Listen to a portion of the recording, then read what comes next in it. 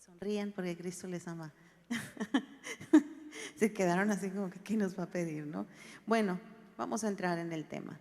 Todo se trata acerca de cómo vivimos en el reino. Hemos estado hablando acerca del reino de Dios. Yo creo que es un tema en el que ya estamos bien familiarizados. El reino de la salvación y el reino de Dios. Y si nos damos cuenta que verdaderamente es tan importante, así como existe esta vida física, natural, temporal, y tenemos una manera de conducirnos, también en el reino hay una forma en que un hijo, una hija de Dios, nacido de nuevo, lleno del Espíritu Santo, ha de vivir. Cómo actuamos, cómo hablamos, cómo pensamos, cómo nos comportamos. Y salió un verso: sin esfuerzo. Recuerden, estamos continuando la obra de Jesús aquí en la tierra, haciendo sus obras, obras que imitó del Padre. Ahora nosotros somos enviados al mundo por Jesús para hacer sus obras. Y aún nos dice Él, y aún mayores. Aún mayores.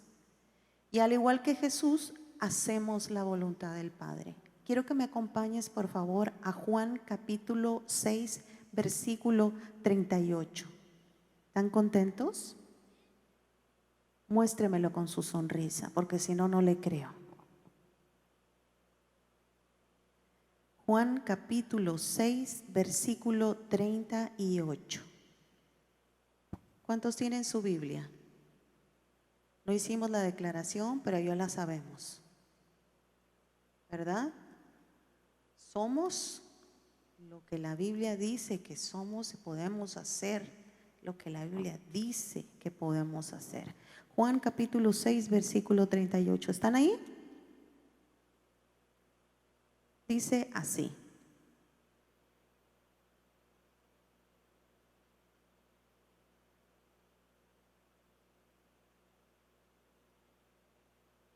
porque he descendido del cielo no para hacer mi voluntad, sino la voluntad del que me envió. Hablando Jesús. Jesús nos dijo, a eso vine, a hacer la voluntad. Entonces, si lo podemos ver, que nosotros imitamos a Jesús como nuestro modelo y Él nos envía al mundo, nosotros hacemos la voluntad de nuestro Padre. Amén.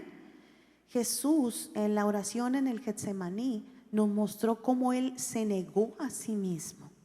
Mostró obediencia al Padre, amor por nosotros.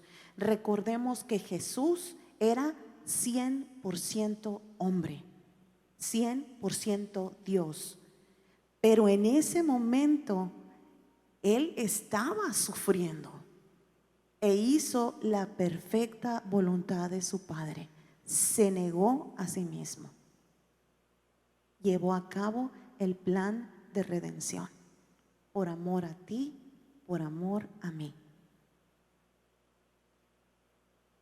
Vamos a escuchar en su oración cuando Él dice, pero no se haga mi voluntad.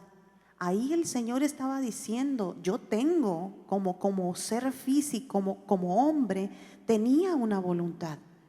Y dice, pero no se haga mi voluntad. Él estaba diciendo, Padre, yo tengo una voluntad, pero no se haga mi voluntad, sino la tuya.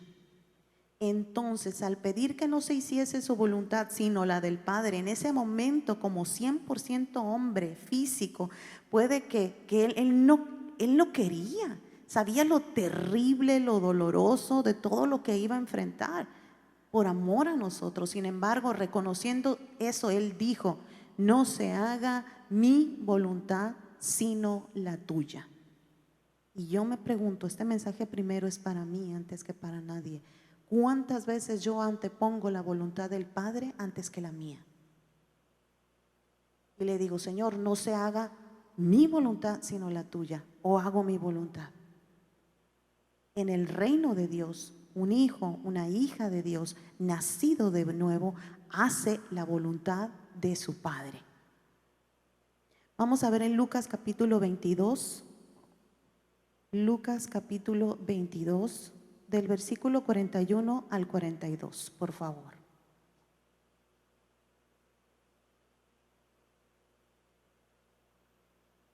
Hay un corito muy hermoso que dice: sonríe que Jesús te ama. Amén. Es solo para que recuerde. Lucas capítulo 22, versículo 41 y 42. ¿Están ahí?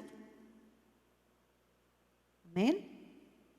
Dice así: y él se apartó de ellos, Jesús, apartó de ellos a distancia como de un tiro de piedra, y puesto de rodillas oró, diciendo: Padre, si quieres, pasa de mí esta copa, pero no se haga mi voluntad, sino la tuya. Nuevamente podemos ver ahí cómo el Señor estaba diciéndole: haz tu voluntad, papá.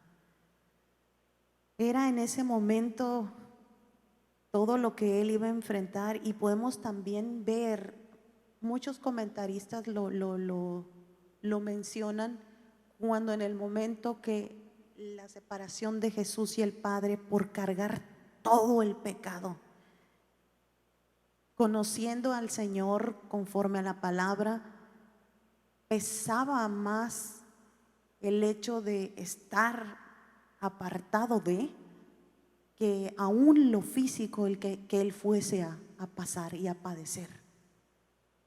Porque no olviden, son uno. Padre, Hijo, Espíritu Santo son uno, son Dios. Vamos por favor a Mateo capítulo 26, versículo 39.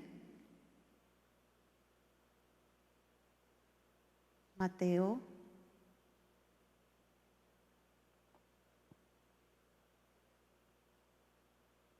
capítulo 26. Qué hermosa presencia del Señor, de verdad, ¿eh?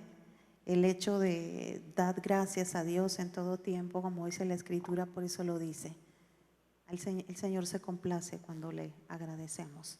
Mateo 26, 39 dice: yendo un poco adelante, se postró sobre su rostro. Aquí quiero hacer un hincapié muy importante. De repente, yo sé que aquí no, gracias al Señor, no tenemos ningún problema en tirarnos así totalmente boca abajo y cuerpo entero al Señor, postrándonos, adorándole, orando en el Espíritu, buscando su presencia. Y aquí nos dice que Jesús, yendo un poco adelante, se postró sobre su rostro. No dice de rodillas, se postró sobre su rostro. Para las personas que de repente tienen algún problema, como que tirarse pecho a tierra, orando y diciendo: Padre, Padre mío, si es posible, pasa de mí esta copa, pero no sea como yo quiero. Aquí lo vemos más claro: que no sea como yo quiero, sino como tú. Jesús, nuestro ejemplo a seguir, llegó y se postró.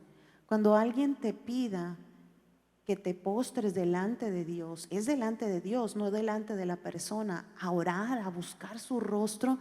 No tengas ninguna dificultad, amado hermano, en tirarte pecho a tierra totalmente como sacrificio vivo delante del Señor. Quita toda inhibición, quita toda pena, quita toda vergüenza, quita todo prejuicio, porque es ante Dios que lo estás haciendo, porque Jesús es nuestro modelo a seguir, y aquí Jesús lo hizo. Recuerden Juan 6:38: porque he descendido del cielo no para hacer mi voluntad, sino la voluntad del que me envió. ¿Estoy haciendo la voluntad de Dios? Vivir en la perfecta voluntad de Dios. Nuestro pastor Nicolás habló ese tema acerca de la perfecta voluntad de Dios y la voluntad permisiva. ¿En cuántas ocasiones nos hemos encontrado en la voluntad permisiva de Dios? Decimos: Señor, ¿por qué está sucediendo esto en mi vida? Para empezar, no estás en la perfecta voluntad de Dios. No cuestiones a Dios por algo que en una mala decisión tú tomaste, y estás en la voluntad permisiva, no en la perfecta, en el centro perfecto de la voluntad de Dios. Ahora, en el reino no se vive en la voluntad permisiva.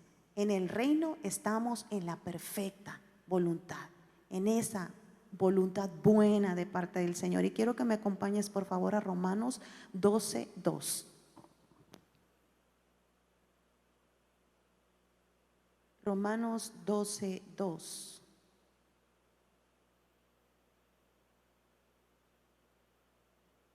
Dice: no os conforméis a este siglo, sino transformaos por medio de la renovación de vuestro entendimiento, para que comprobéis cuál sea la buena voluntad de Dios, agradable y perfecta. Ahí se centra todo. La voluntad de Dios es agradable y perfecta. Buena voluntad de Dios. Gracias, Señor, por tu preciosa palabra. Dice esa misma escritura, pero en la Nueva Traducción Viviente. Dice así: no imiten las conductas ni las costumbres de este mundo, más bien dejen que Dios los transforme en personas nuevas. Al cambiarles la manera de pensar, entonces aprenderán a hacer la voluntad de Dios para ustedes, la cual es buena, agradable y perfecta. ¿Qué dice? Que seamos personas nuevas, lo que somos al venir al reino, personas nuevas, y al cambiarles la manera de pensar. Esa es otra cosa que nuestro pastor Nicolás Flores ha mencionado. En el estar en el reino, tú ya no tienes la misma manera de pensar que la vieja naturaleza. Tienes una nueva naturaleza juntamente con tu nueva naturaleza. Tienes ahora la mente de Cristo, 1 Corintios 2:16, y por eso tienes otra manera de pensar, que quizá la gente del mundo, obviamente, a estar en el mundo y no entender las cosas del Espíritu, porque para ellos son locura, te van a decir: este ya se quedó arriba. Y de hecho sí. Estamos arriba, sentados juntamente con Cristo en los lugares celestiales. Estamos muy arriba de todo esto.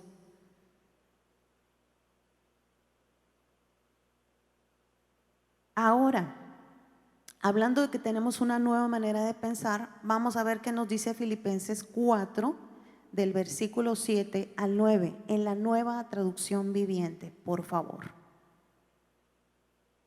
Dice el versículo 7: así experimentarán la paz de Dios. ¿Qué experimentaremos?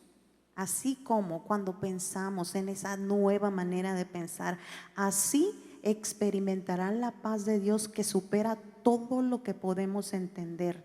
La paz de Dios cuidará su corazón y su mente mientras vivan en Cristo Jesús. Y ahora, amados hermanos, en el 8, una cosa más para terminar. Concéntrense en todo lo que es verdadero, todo lo honorable, todo lo justo, todo lo puro, todo lo bello y todo lo admirable. Piensen en cosas excelentes y dignas de alabanza. El versículo 9, no dejen de poner en práctica todo lo que aprendieron y recibieron de mí, todo lo que oyeron de mis labios y vieron lo que hice. Entonces el Dios de paz estará con ustedes. Vamos, me la saboreé. Vamos a desmenuzar esta palabra. Amén. Dice: en tanto significa, viene el sinónimo en tanto, mientras tanto, durante el tiempo que, dice: tú mientras vivan en Cristo Jesús. Nuevamente decimos que estamos en Cristo, lo dijimos el apóstol Pablo más de 130 veces, en Cristo. ¿En quién? En Él. Amén. Gloria al Señor. Entonces dice también, es un adverbio de tiempo, indica una acción que ocurrirá después de lo expresado. El sinónimo es luego, después, a continuación. Viene. Entonces pertenece al grupo de los conectores de consecuencia. Hay una consecuencia. ya se utiliza para exponer una acción, es el resultado de otra. Entonces, si tenemos, si pensamos en todo lo justo, todo lo puro, todo lo noble, todo lo de bueno, hay una consecuencia. Y hay algo muy hermoso que el apóstol Pablo menciona y dice: no dejen de poner en práctica.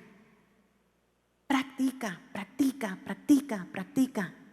Bien, pues, no, ¿qué? La mente de Cristo, me pongo el pensamiento a la palabra, todo lo puro, honorable, justo, puro, bello, admirable, verdadero. ¿Esto es verdadero? ¿Esto es justo? No, ok, no, no va. Y son fáciles de identificarlos porque tenemos al Espíritu Santo, porque Dios nos ha dado la revelación y el conocimiento de su palabra. Poner en práctica, se practica.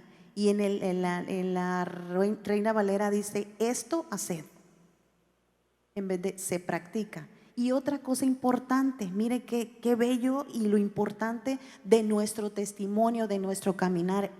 Se atreve a decirles: todo lo que oyeron de mis labios, la importancia de hablar la palabra, de mencionar y decirla.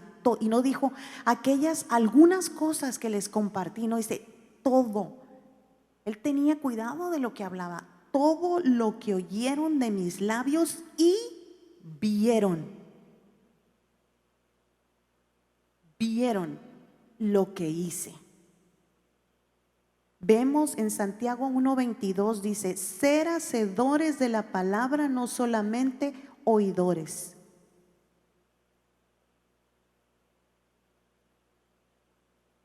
Qué importante. Al tener una nueva manera de pensar, sabemos cómo defendernos y cómo contraatacar. También nuestro pastor Nicolás lo mencionaba el día domingo. De hecho, esa fue una de las palabras que recibí confirmación del mensaje que ya Dios me estaba dando. No solamente estás me estoy defendiendo, no, ¿sabes qué? Ahí te voy con la palabra. ¿Viene esto? Ok, yo te contraataco con la palabra. No es con mis palabras, es con la palabra. Y eso también obviamente lo podemos ver en el ejemplo que Jesús nos dio en el desierto. Cuando fue llevado por el Espíritu al desierto, ¿con qué combatió? Con la palabra. Escrito está: no solo de pan vivirá el hombre, sino de toda palabra que sale de la boca de Dios. Escrito está, porque solo tu Dios adorarás. Con la palabra. Otra cosa muy, muy importante, y que es la que vimos, y digo que la vimos porque la vimos al iniciar el servicio: en el reino caminas en amor, amas. Dice en Marcos capítulo 12, de versículo 30 al 31, yo creo que ya muchos saben qué escritura es. Marcos capítulo 12, versículo 30 al 31, dice: y amarás al Señor tu Dios con todo tu corazón y con toda tu alma y con toda tu mente y con todas tus fuerzas. Este es el principal mandamiento. El versículo 31, y el segundo es semejante: amarás a tu prójimo como a ti mismo. No hay otro mandamiento mayor que estos.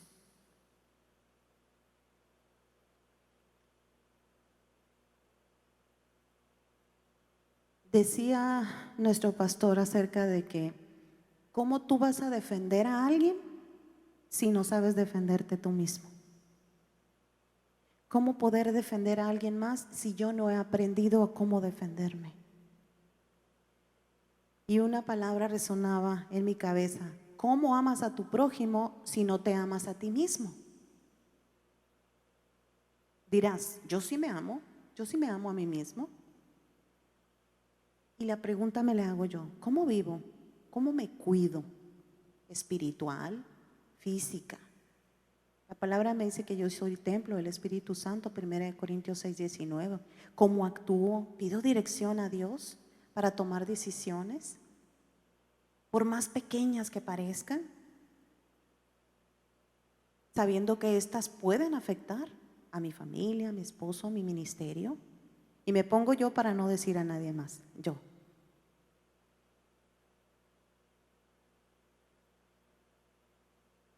Mis acciones están dentro de la voluntad de Dios, no atentan contra mi vida espiritual y física, emocional, no afectan a mi prójimo, si me amo a mí, como debo amar a mi prójimo, a mis hijos, a mi familia.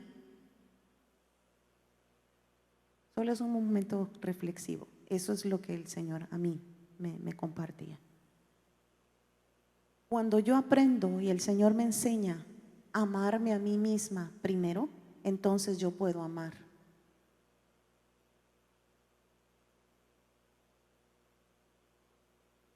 En el reino se ama y si amas, perdonas. Perdonas a aquellos que te ofenden, pero te perdonas a ti mismo. Porque a veces las personas tienden a ser muy severas con uno mismo, consigo mismas. ¿Pero por qué hice esto? Y la persona te puede decir, y tú sigues como cargando. A veces son cosas que tienes y que el Señor te dijo, ¿sabes qué? Ya. Eso no te deja vivir de la manera en que yo quiero que tú vivas en mi reino. No sigas cargando condenación, no sigas cargando culpa. Aquí ya no hay eso. Tienes una nueva naturaleza. Yo te he perdonado, recibe perdón. Perdónate a ti mismo. Porque ¿cómo puedes decir tú perdonas a alguien más y tú estás latigándote, culpándote? Eso no le agrada al Señor. Esa no es la manera que Él quiere que nosotros vivamos en el reino. Podemos perdonar y perdonarnos a nosotros mismos por cualquier cosa que hayamos hecho, porque Él ya nos perdonó. No tenemos por qué seguir cargando con eso. Es tiempo de dejar eso ya.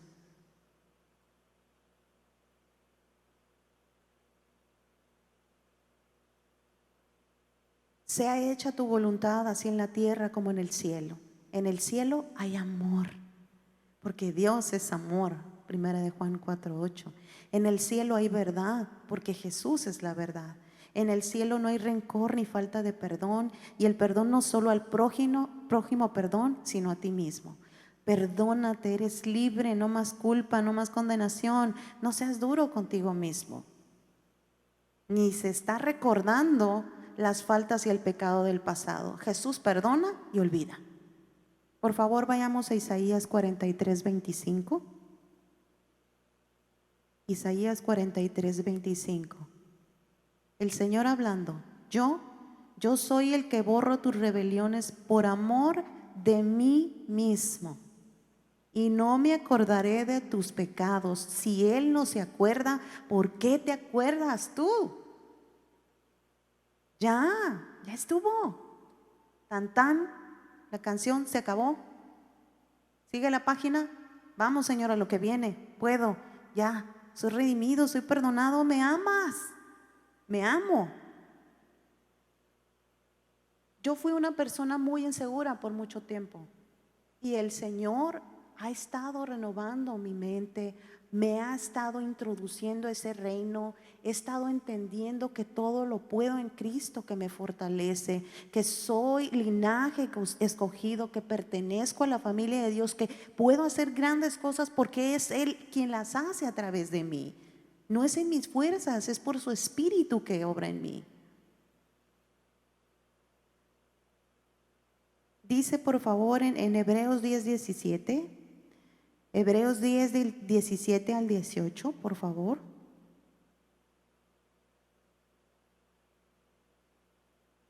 Añade, y nunca más me acordaré de sus pecados y transgresiones, pues donde hay remisión de estos, no hay más ofrenda por el pecado.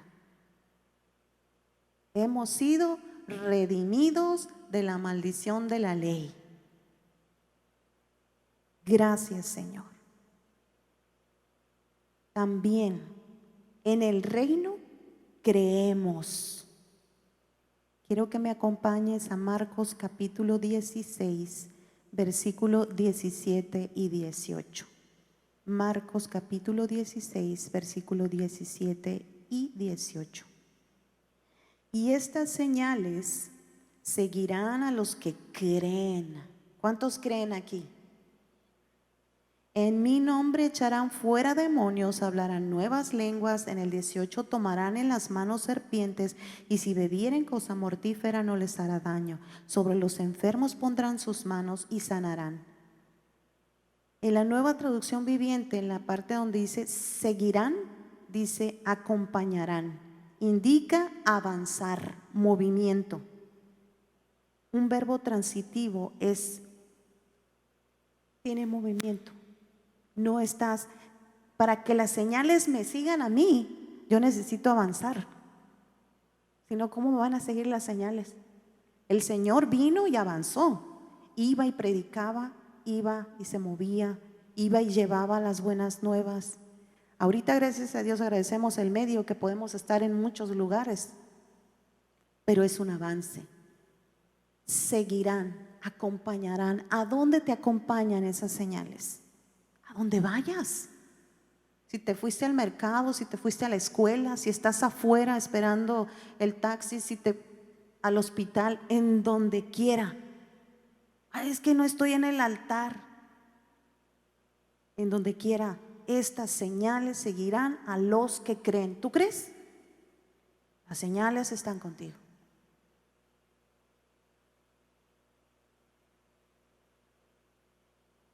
Dijimos avanzar, movimiento. Hechos capítulo 17, 28. Porque en Él vivimos y nos movemos. Vivimos y nos movemos. En el reino vivimos y nos movemos. En el reino no nos quedamos quietos y aquí ya soy salvo y aquí me quedé. Me hice piedra de aquí a que Cristo venga. No. Porque en Él vivimos y nos movemos y somos, identidad, somos, como algunos de vuestros propios poetas también han dicho, porque linaje suyo somos, pertenecemos a la familia real, linaje escogido, primera de Pedro 2:9. No somos pasivos sino activos en la obra, en el servicio, en el Señor, avanzando, tomando territorio física y espiritualmente. En el reino hay compasión. Jesús tuvo compasión por los cansados, por los cargados, tuvo compasión de la multitud dándoles de comer, expulsó demonios, sanó enfermo, por los que estaban angustiados, afligidos. Él tuvo compasión. Esa compasión que pide que nosotros ahora que habitamos en el reino tengamos para aquellos que están perdidos. En Marcos capítulo 6, versículo 34, por favor. Marcos 6, capítulo 34. Al desembarcar, Él vio una gran multitud y tuvo compasión de ellos, porque eran como ovejas sin pastor, y comenzó a enseñarles muchas cosas. Note usted, enseñarles. La compasión vino y Él actuó, y después de la compasión viene la enseñanza. Y si nosotros imitamos las obras de Jesús, entonces tenemos compasión, pero ¿qué hacemos? Actuamos enseñándoles, compartiéndoles la palabra, porque como dice Oseas 4:6, el pueblo perece por falta de conocimiento. Conocimiento de quiénes son, qué les pertenece, en dónde están posicionados, cómo pueden estar a la ofensiva, no solamente a la defensiva. Jesús se compadece de nuestras flaquezas. Y vuelve un poquito al tema eso de que estés ahí enganchado en esa cuestión de suelta ya. Hebreos 4:15. Porque no tenemos un sumo sacerdote que no pueda compadecerse de nuestras debilidades, sino uno que fue tentado en todo según nuestra semejanza, pero sin pecado. Él se compadece, Él sabe, pero también el Señor nos dice en su palabra que bástate mi gracia, porque en medio de tu debilidad mi poder se perfecciona. En el reino no hay duda. Quiero que me acompañes por favor a Santiago capítulo 1 del versículo 5 al 8. Santiago capítulo 1 versículo 5 al 8. Si alguno de vosotros tiene falta de sabiduría, pídala a Dios, el cual da a todos abundantemente y sin reproche, y le será dada. Pero pida con fe, no dudando nada. Así como Dios nos dice en varias escrituras, todo lo podemos en Cristo que nos fortalece. Él es nuestro buen pastor y Él nos provee de todo. Aquí dice nada, dudando nada. Porque el que duda es semejante a la onda del mar, que es arrastrada por el viento y es echada de una parte a otra.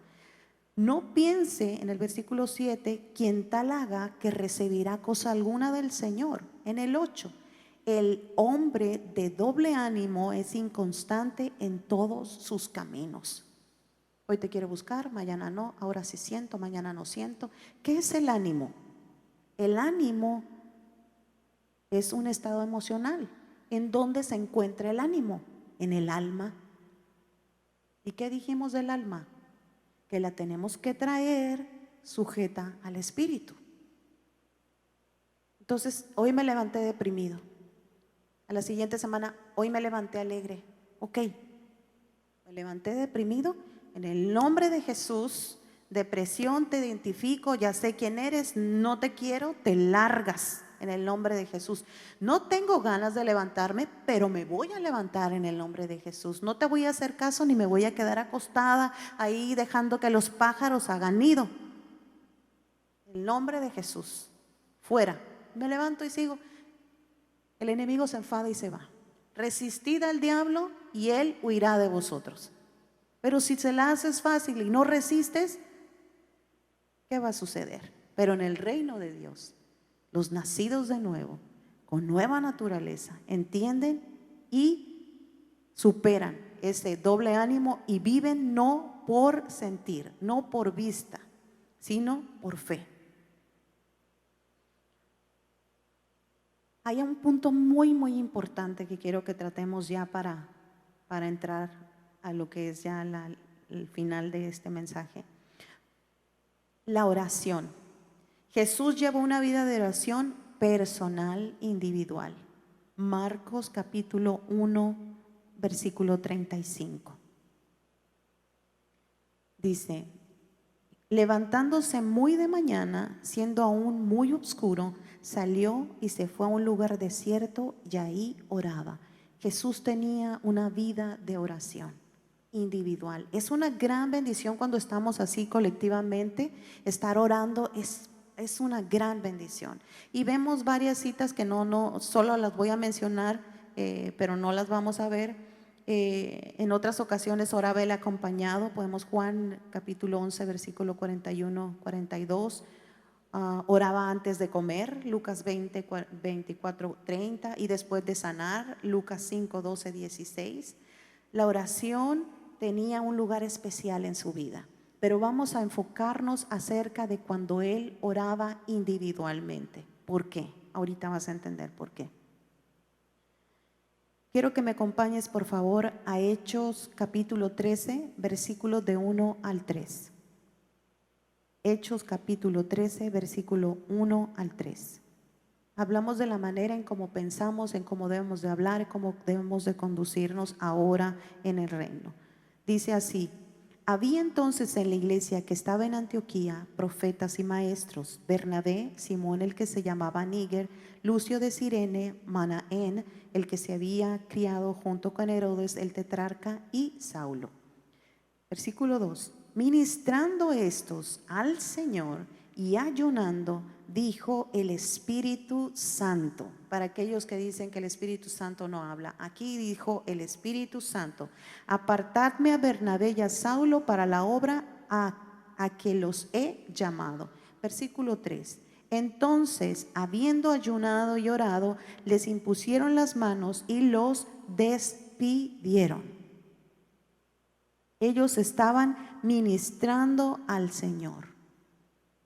La importancia de ministrar al Señor y la importancia de que seamos llenos del Espíritu de Dios. Quiero que me acompañes por favor a Efesios 5:18. Van de la mano y ahorita van a ver por qué. Efesios 5:18.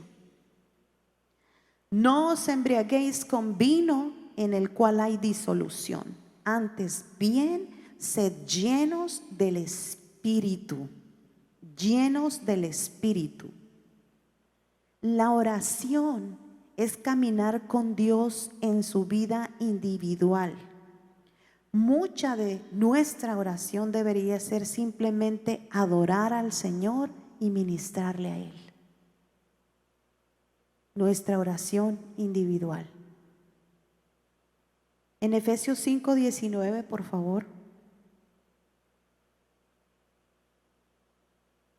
Hablando entre vosotros con salmos, con himnos y cánticos espirituales, cantando y alabando al Señor en vuestros corazones. Cantando y alabando al Señor en vuestros corazones. ¿A quién? Al Señor. Al Señor. Los salmos es un poema espiritual, es una oda. Y una oda es una composición poética del género lírico normalmente dividido en estrofas o partes iguales, cuyo tono es generalmente de alabanza. Entonces los salmos realmente llevaban música, eran cantados.